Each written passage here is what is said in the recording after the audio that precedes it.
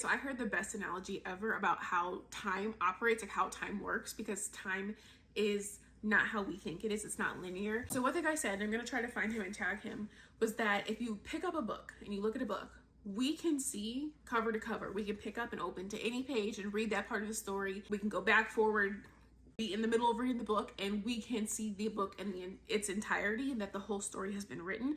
That is how time works as far as past, present, future, operating on the 4D.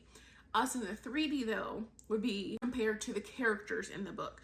So the character in the book only knows its story up until the current page that is being read, that's being lived, that's being experienced in relation to like your life, if you compare it to your life. So the character in the book can only see what's happened to date and the past, because the question was, how come we can, if everything's happening all at once, how come we can only see our now and our past? It's because we've breathed air into those things. We've breathed consciousness into those things.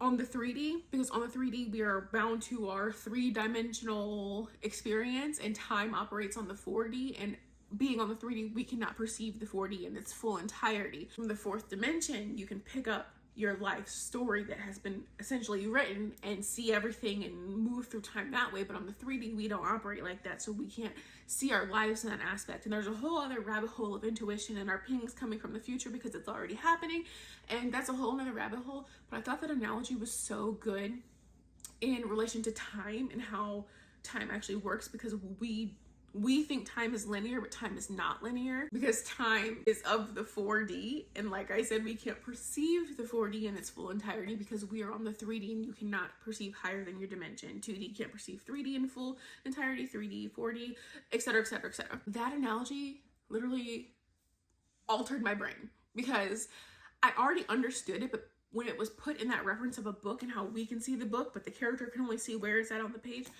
it just makes so much fucking sense. Like,